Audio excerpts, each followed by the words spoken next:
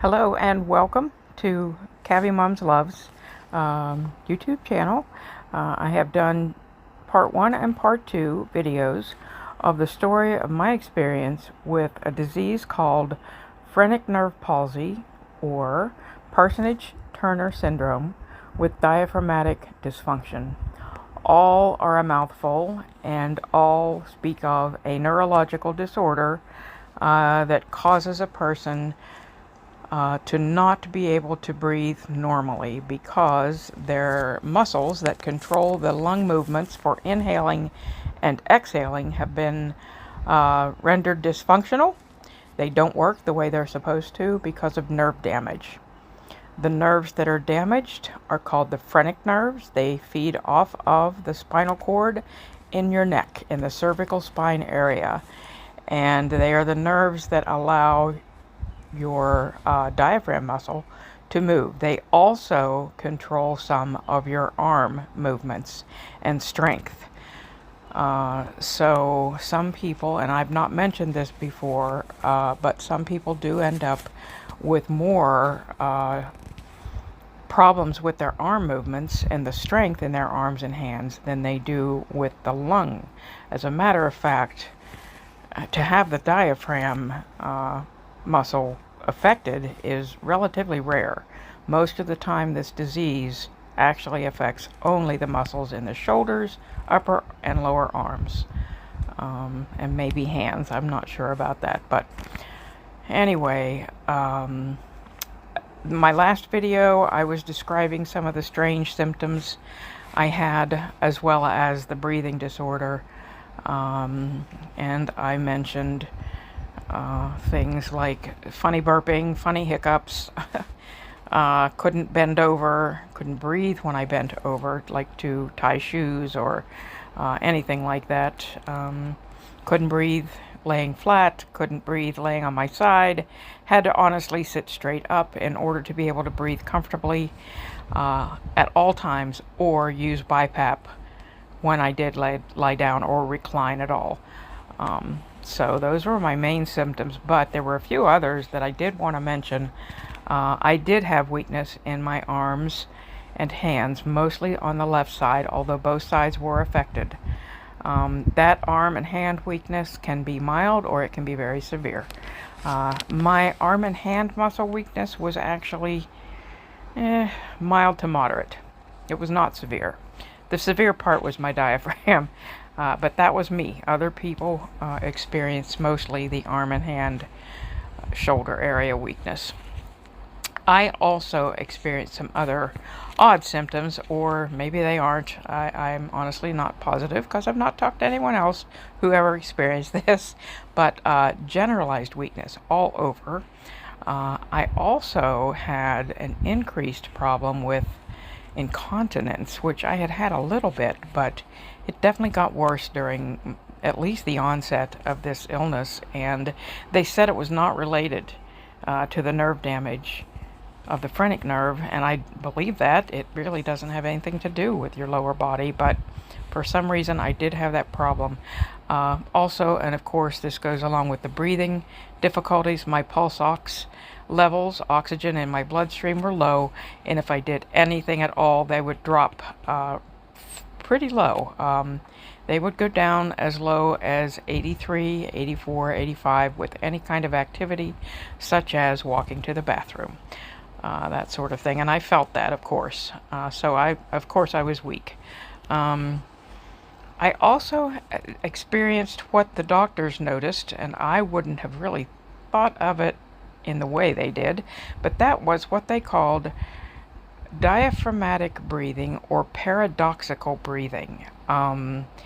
It's when you're lying flat, and whether it's the BiPAP breathing for you or you trying to breathe on your own, either way, your abdominal muscles and your abdomen kind of raise and lower like your chest should be, expanding and contracting. It's more in your abdominal area, and it looks odd.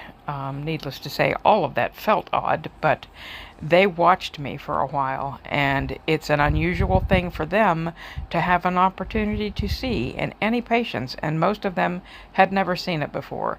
So they called in. This was at Johns Hopkins Hospital, one of their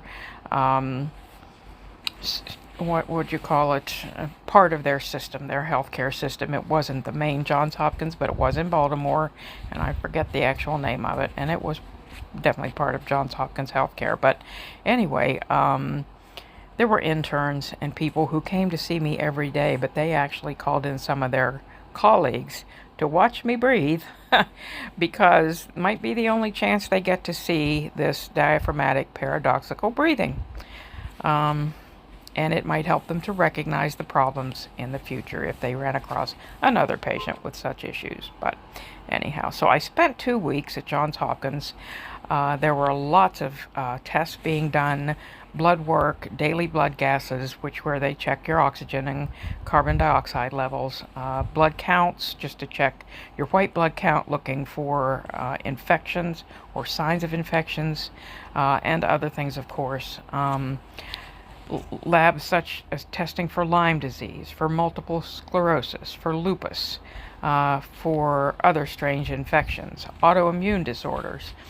They looked for deep vein thrombosis, D-dimer of the lung, pulmonary embolism.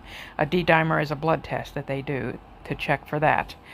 They did MRIs and CAT scans. They did an X-ray it was a fluoroscopy called a sniff test. And when you have this diaphragmatic dysfunction, typically it is on one side or the other, the right or the left, but not usually both. And if it is on one side, then what happens when they do this sniff test fluoroscopy, it's like a moving X-ray. They see that when you inhale and exhale, only one side is moving, and the other side that's not moving is actually elevated, and it's pushing your lung up. And when they look at it on the screen, that side of the abdomen comes up into the lung chest cavity. They weren't exactly seeing that with me because both sides were elevated and both sides were moving a little bit. So they kept calling it, the results, a negative result, which means they weren't finding the symptoms and the signs that they were looking for, because they were looking for one side elevated and one side moving. Well, since both sides were affected, neither side was moving normally, and both sides were elevated, so they couldn't really see what they were expecting, so they called it a negative test. I had one neurologist who refused to diagnose the problem as it really was because that particular test kept being called negative. So he would not. So I ended up switching to a different neurologist who happened to be in the same practice. I didn't know that. Someone recommended him. Someone unrelated to that practice recommended the other doctor. And when I went to him, he looked at me and said there's no doubt in his mind that what I had was truly what I had, the Parsonage Turner Syndrome.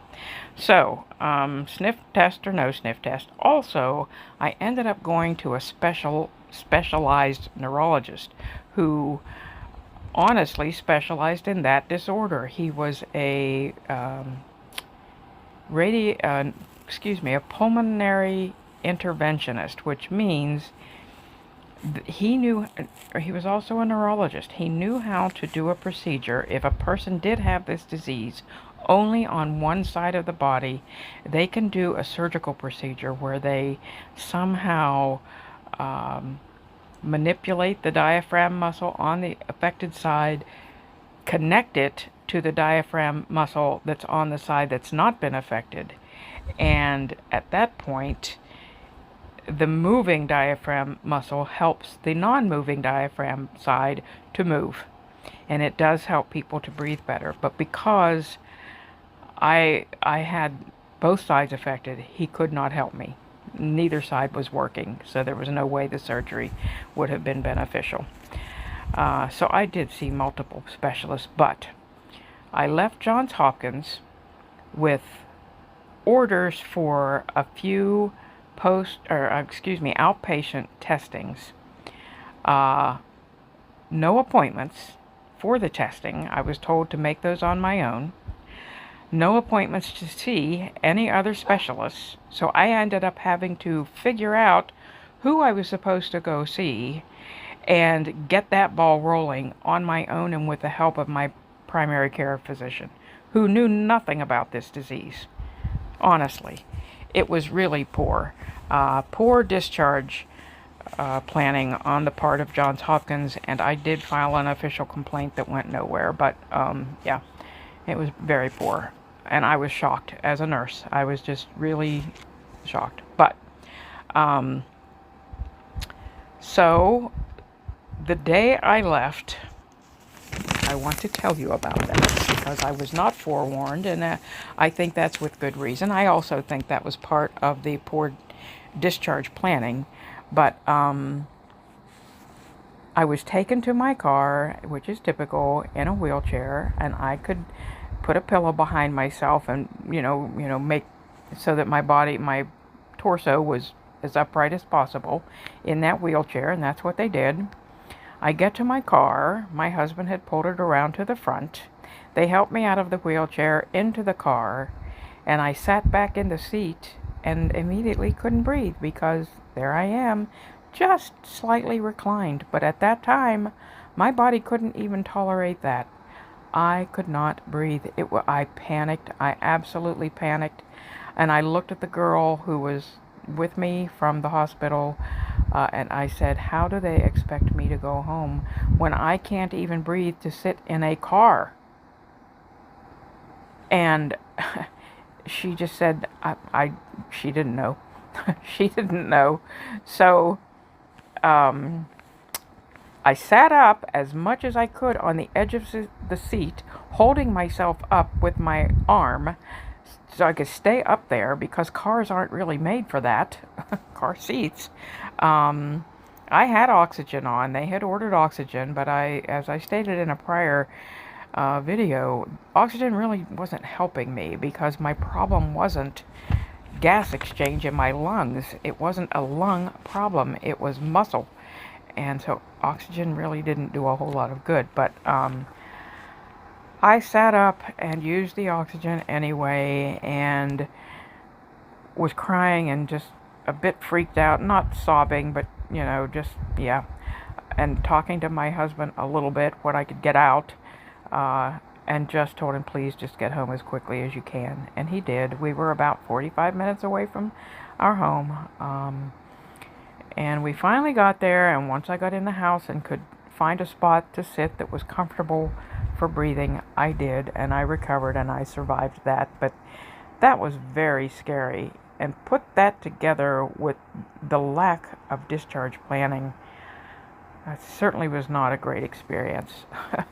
Not at all. And I know a lot of that was because this problem was truly unknown to many of the healthcare workers who worked with me at Johns Hopkins.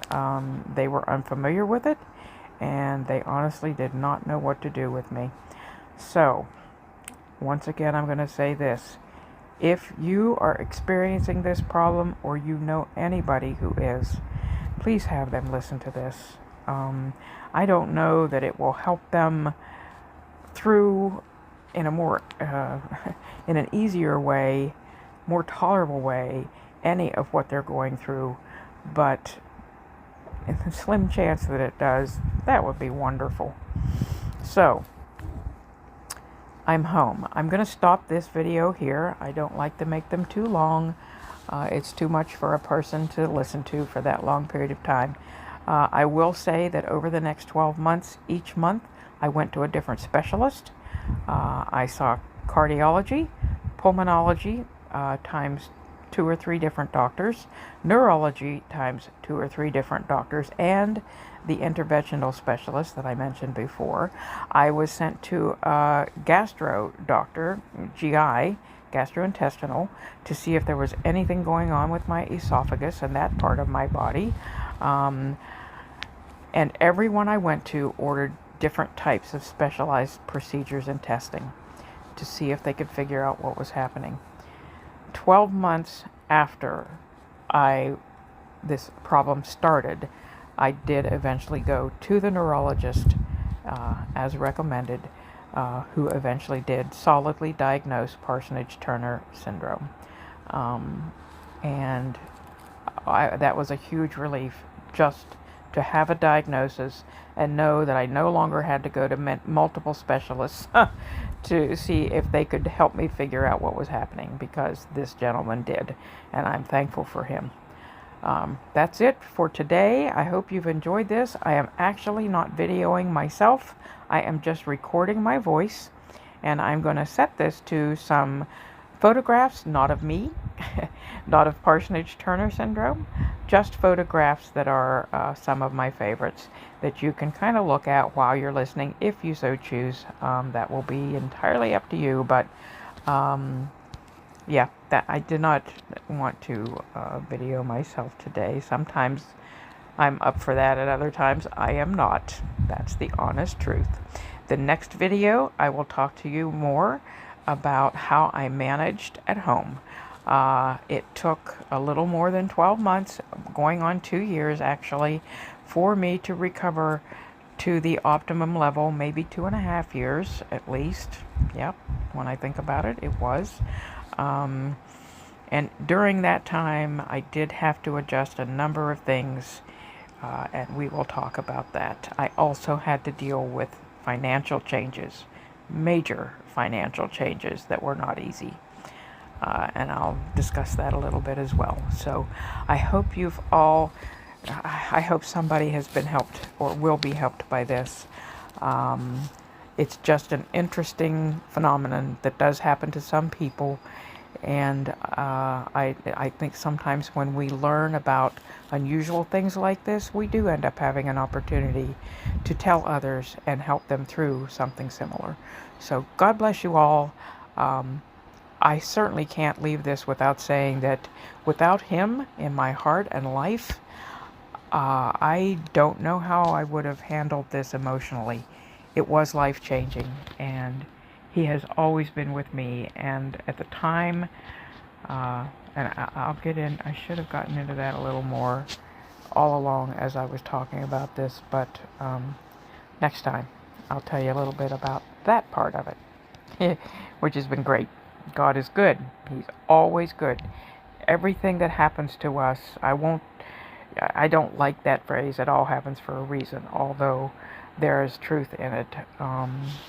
What the Bible actually says, God works all things together for good to those who love him and are called according to his purpose. And I believe that that is all of us, every single one of us, whether we listen to the call and pay attention and respond to it, and how we respond to it, that's up to us. But he does love us, and he does call us. God bless you. Have a wonderful day, and I'll see you the next time.